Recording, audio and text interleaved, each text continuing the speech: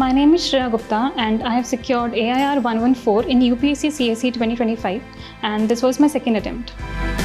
The overload of information and the resources in this exam, आप जितना simplify करोगे इस एग्ज़ाम को उतना better होगा because you have to keep a limited number of resources and उसी को आप बार बार revise करो rather than reading multiple sources once. Read one source multiple times. ये एग्ज़ाम बहुत ही एक लंबी जर्नी है, आपको 1 साल 2 साल 3 साल के लिए आपको लगातार मेहनत करनी है, so breaks are very important.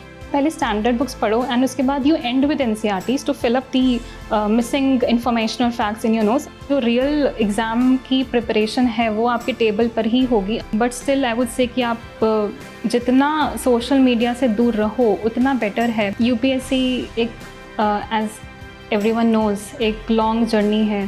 पहले आपकी 2 साल की मेहनत, उसके बाद 1 साल का exam cycle.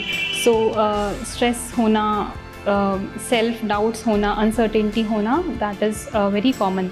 It is not the mountain we conquer but ourselves. Revision is the key of this examination. काफ़ी ज़्यादा बुक्स पढ़नी पड़ती हैं and we definitely feel drained out.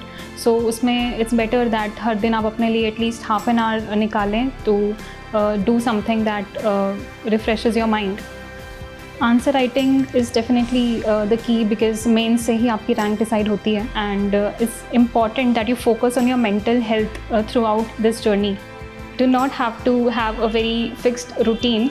Broad strategy आप रखिए, ब्रॉड शेड्यूल रखिए, but then you can be a bit flexible about it. Focus on your targets achieve होने चाहिए, but it does not mean that आप अपने आप पे ज़्यादा हार्श हो जाओ. If you decide to do something then the universe conspires to help you achieve that.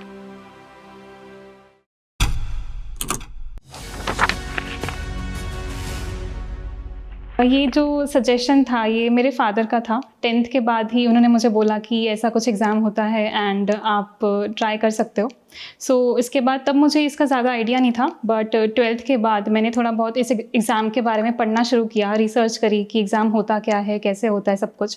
And थोड़ा बेसिक से मैंने कॉलेज के टाइम ही NCERTs, यूट्यूब वीडियोज़ देखना स्टार्ट किया. सो उसके बाद मैंने 3rd ईयर के अराउंड कॉलेज में आई वॉज़ वेरी श्योर, जब मैंने पूरा सिलेबस समझा, आई वॉज़ वेरी श्योर कि this is something that I would like to do. And उसके बाद बस मैंने पूरी प्रिपरेशन करी एंड फर्स्ट अटैम्प्ट दिया, सेकेंड अटैम्प्ट दिया and this time I got rank. Result जिस दिन आया 6 मार्च को हमारा रिज़ल्ट आया एंड उससे कुछ दिन पहले ही माहौल बन रहा था कि रिज़ल्ट आने वाला है. सो एंग्जाइटी काफ़ी ज़्यादा हाई लेवल पर थी. सो 6 मार्च को अराउंड दोपहर में हमें थोड़ा र्यूमर्स आ गई थी कि रिज़ल्ट आने वाला है. So I told my mother मेरी घर पर थी. सो मैंने उन्हें बताया कि अभी कुछ टाइम में रिज़ल्ट की PDF होगी. सो एकदम से मैंने अपना लैपटॉप में लेकर आई एंड सडनली हमने देखा कि रिज़ल्ट PDF सामने आ गई है. रिज़ल्ट आया, मैं तो घर पे ही थी और ये अपने रूम में से नीचे आई तो बोलती मम्मी रिज़ल्ट आने वाला है. तो नेचुरली धक धक तो बढ़नी थी. और जब हम देख रहे थे तो जैसे ही इसका नाम देखा आगे, मतलब हम तो अपने इमोशंस रोक ही नहीं पाए. मतलब हमें ये नहीं समझ में आ रहा था मैं उसको चुप कराऊँ या मैं खुद चुप हो जाऊँ. फिर हमने कोशिश करके इनके पास फ़ोन किया, इसके भाई के पास किया. मैं अपने किसी केस में आर्गूमेंट करके जस्ट निकला ही था और मैं कॉरिडोर में था. उसी टाइम जो ना बेटी श्रेया का जो ना व्हाट्सएप कॉल आया तो मैंने उठाया. तो इसने थोड़े से पॉज लेने के बाद यानी कि 20-30 सेकंड बाद बड़ी इमोशनल थी ये.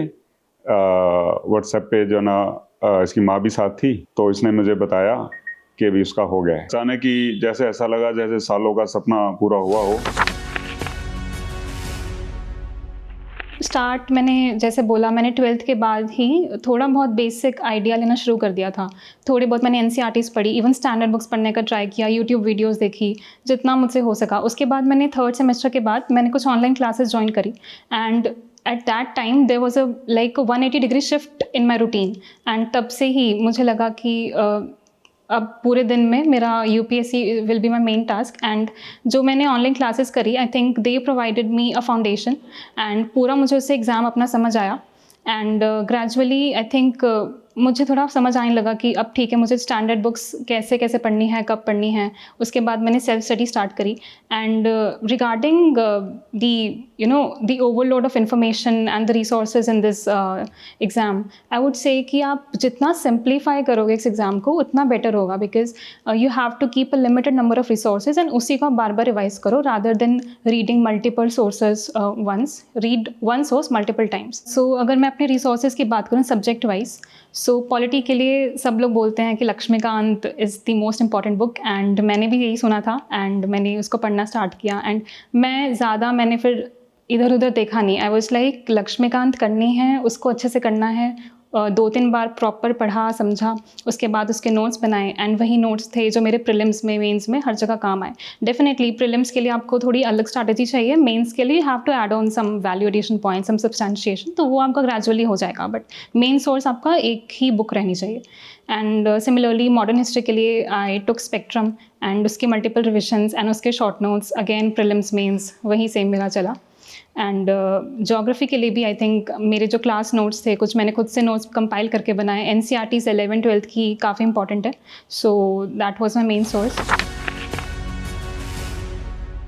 NCERTs, I think they provide a base to this exam, but I would take a different opinion. मुझे लगता है कि NCERTs आप ठीक है स्टार्ट में आप पढ़ सकते हो एक बार आइडिया लेने के लिए सब्जेक्ट्स का, बट आई वुड से कि आप पहले स्टैंडर्ड बुक्स पढ़ो एंड उसके बाद you end with NCERTs to fill up the missing information और facts in your notes. I think that would be more beneficial, because by that time you will be able to understand कि exam की demand क्या है और कौन से themes and topics important है। सो अगर आपने अपना पूरा सिलेबस एंड कॉन्सेप्ट क्लियर कर लें, उसके बाद अगर आप NCERTs पर जाओ एंड उससे आप उसको सप्लीमेंट करो, तो I think that would be better. So मैंने घंटे कभी ज़्यादा काउंट नहीं किए, टू बी ऑनेस्ट। मेरा रहता था कि ठीक है 7 से 8 घंटे अगर मैं डेली दे पा रही हूँ, आई think that would be more than enough. And जब एग्ज़ाम आता है पास में, से डेफिनेटली आपके आवर्स इंक्रीज़ हो जाता है अपने आप, you study with more intensity. And daily routine की अगर मैं बात करूँ तो मेरा रूटीन अराउंड 9:30 के अराउंड स्टार्ट होता था। I'll be at my table by that time, and उसके बाद 3 घंटे पढ़ना, बीच में हाफ आवर का ब्रेक, देन अगेन 2-3 आवर्स का अपना study, and then lunch break. And शाम को भी सिमिलर रूटीन था, बीच में 2-3 घंटे पढ़ा, हाफ एन आवर का ब्रेक लिया, एंड देन डिनर के टाइम में फैमिली के साथ थोड़ी बात करी, and then I went to sleep by around 12। Exam बहुत ही एक लंबी जर्नी है, आपको 1 साल 2 साल 3 साल के लिए आपको लगातार मेहनत करनी है। So breaks are very important, and you do not have to be very harsh with yourself कि अगर आपने 1 घंटे का ब्रेक लिया तो यू विल बी गिल्टी और समथिंग। आई थिंक आप अपना ब्रेक लीजिए, आप पूरा इन्जॉय कीजिए, बिकॉज आपका माइंड फ्रेश होना बहुत ज़रूरी है ताकि आप नेक्स्ट स्टडी सेशन में जा सकें। सो मैं भी पूरे दिन में अराउंड बीच में हाफ एन आवर का 1 आवर का ब्रेक लेती थी। एंड जब भी मेरा मूड नहीं होता था, अगर मुझसे पढ़ाई नहीं हो रही है, so I would be okay, ठीक है आज थोड़ा लंबा ब्रेक हो जाए तो that is also fine. And week में अगर मुझे हाफ डे का ब्रेक लेना है, कहीं फैमिली के साथ बाहर जाना है या किसी से बात करनी है, so I would do that.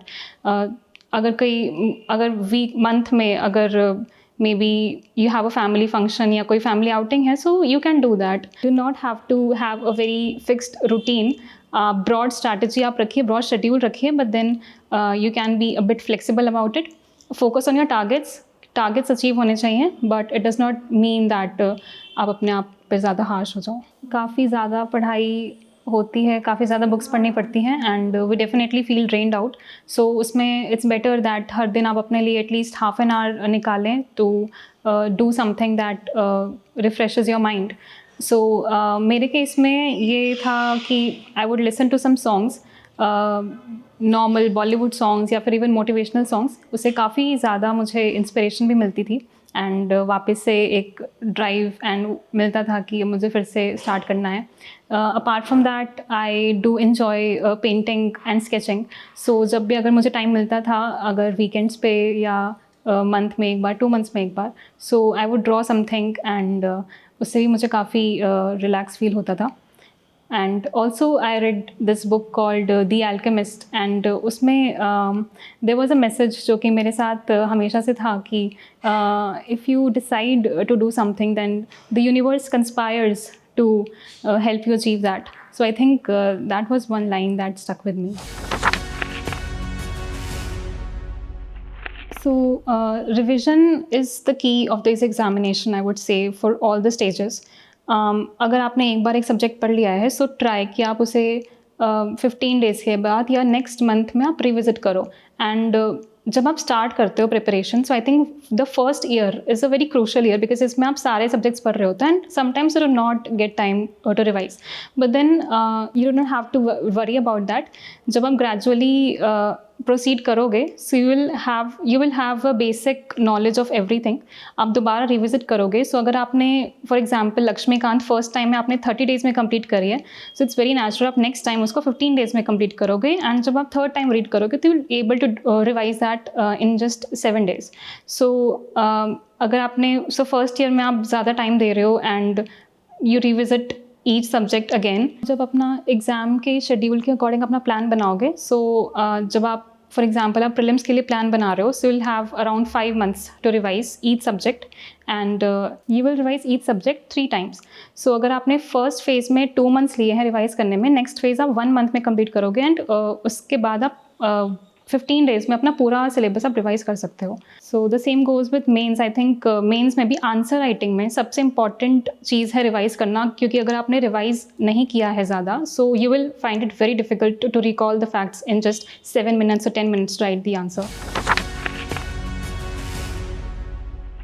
So answer writing is definitely the key, because main से ही आपकी रैंक डिसाइड होती है.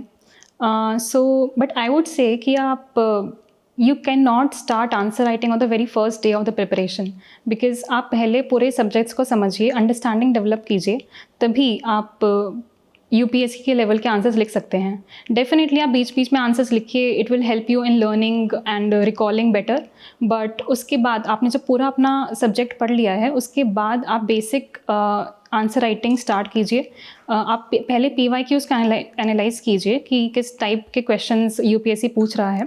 आप टॉपर कॉपीज़ देखिए, उससे आपको एक पर्सपेक्टिव मिलेगा कि यूपीएससी की आंसर राइटिंग कैसे की जाती है.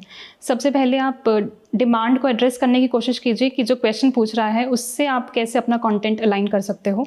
एंड ग्रेजुअली आप टाइम पे पहले फोकस मत कीजिए, आप अपनी क्वालिटी ऑफ आंसर्स बढ़ाइए, उसके बाद ही जाकर आप ग्रेजुअली आप उसको बेटर कर पाएंगे. आंसर राइटिंग में the main thing is the demand of the question, as I said.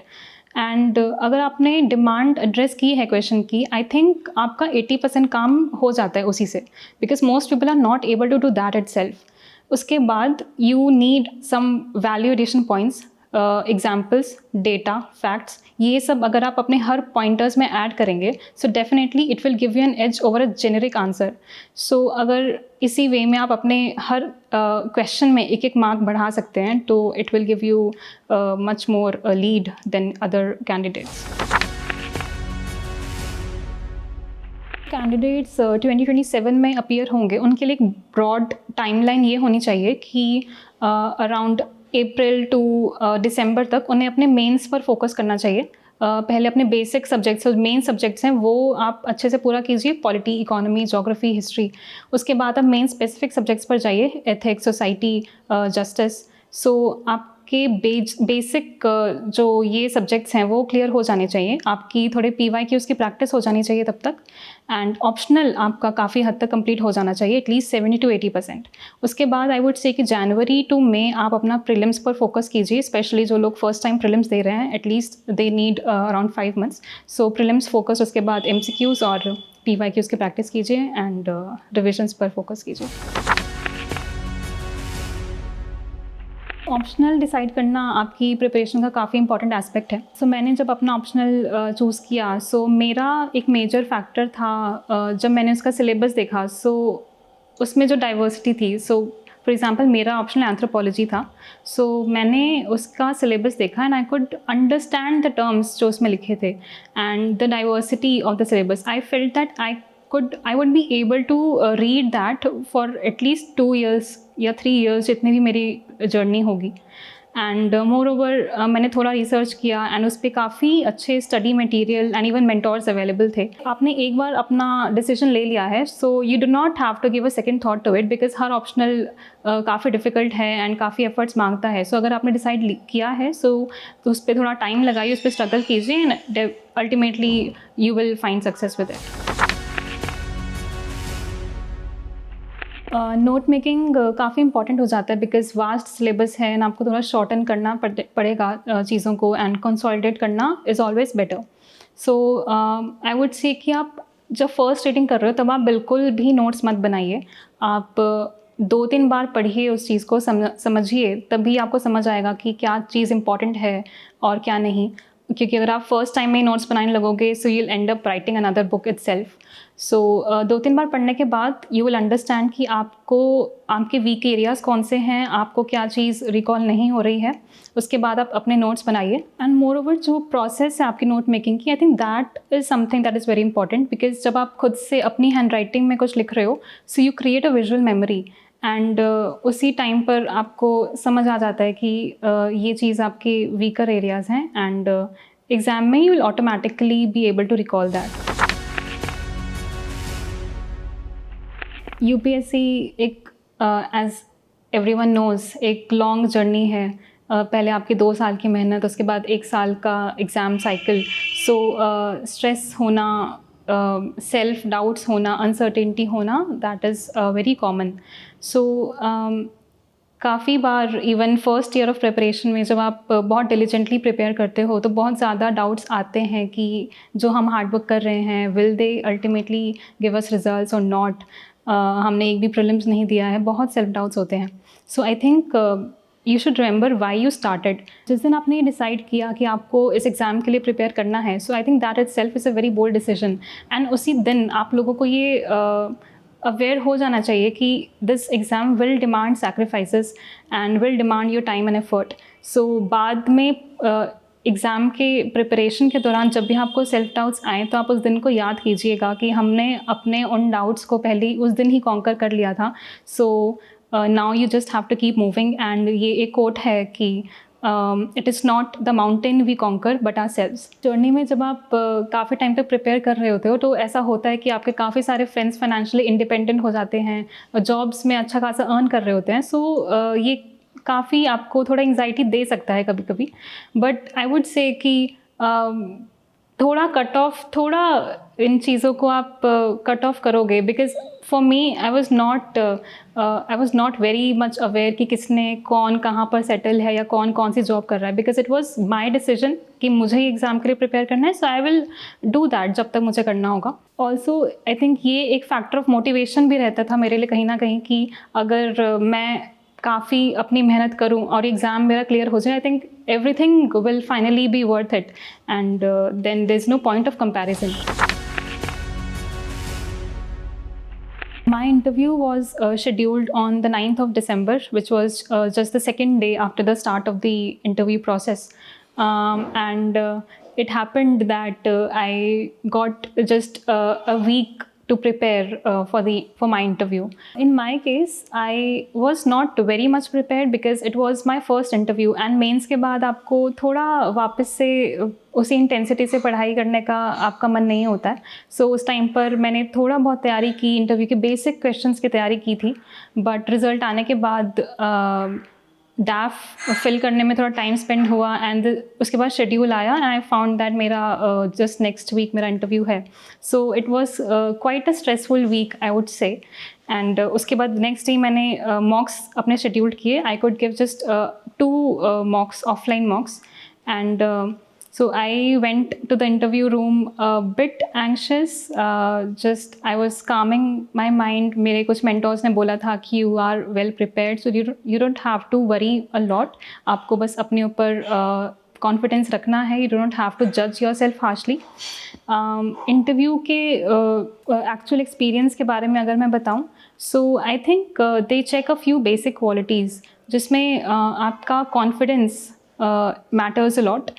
And आपकी authenticity and honesty, I think this is what will score your marks. जितना आप honest रहोगे, जितना आप authentic रहोगे, अपने बारे में अपना ट्रू सेल्फ अगर हम उनको प्रेजेंट करते हो, so they will really like it.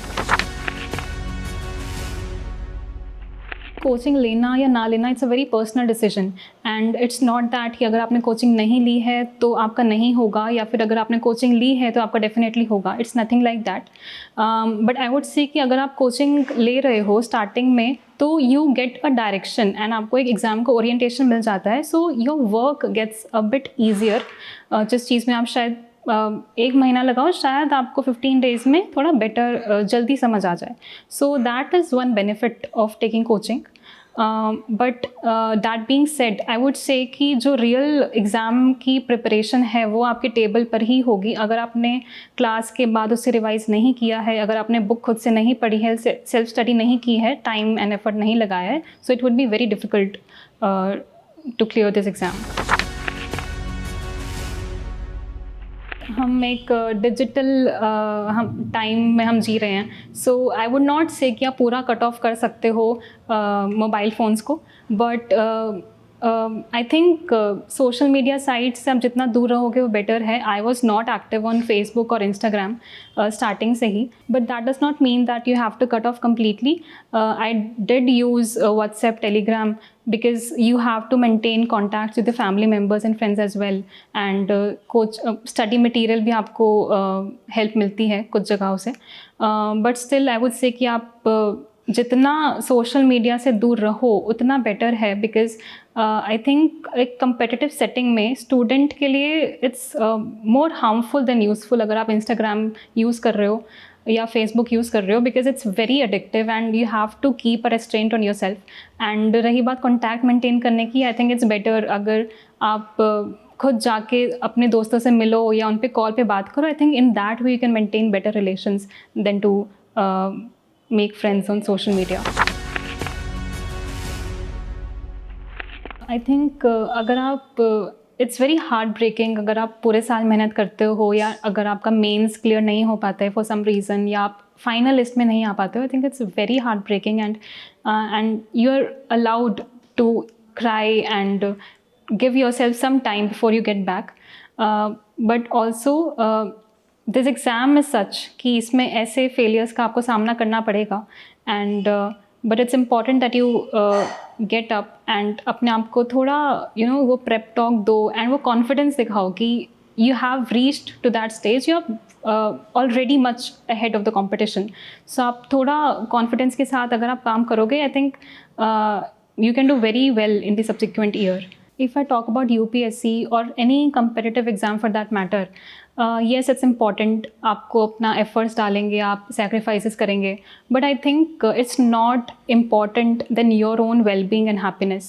अगर आप खुश रहकर नहीं तैयारी कर पा रहे हैं तो I think then उसका मतलब finally नहीं रह जाता है, because it's finally the happiness that you are chasing and not the just the aspect of clearing a particular exam. And it's important that you focus on your mental health throughout this journey, and उसी के लिए I think it's important कि आप अपनी hobbies को भी pursue करो, अपनी फैमिली से, फ्रेंड से कनेक्टेड रहो, एंड अगर आप मेंटल अपनी सैनिटी बना के रखेंगे, so there will be higher chances कि आप एग्ज़ाम को भी कॉन्कर कर पाएंगे। So to all the aspirants who are preparing for this exam, I would say कि ये एग्ज़ाम ऑलरेडी काफ़ी कॉम्प्लेक्स है, सो आई थिंक आपको ट्राई करना चाहिए कि आप सिंप्लीफाई इसे कितना करें and rather than complicating it. So अपने लिमिटेड रिसोर्सेज रखें एंड उसको रिवाइज करें, प्रैक्टिस करें, इम्प्रूव करें, and that is ultimately the success mantra of this exam. And do not let your self doubts hamper your preparation, be honest with your work, give your 100%, and this hard work will never go waste, and all the best to everyone who is watching this video.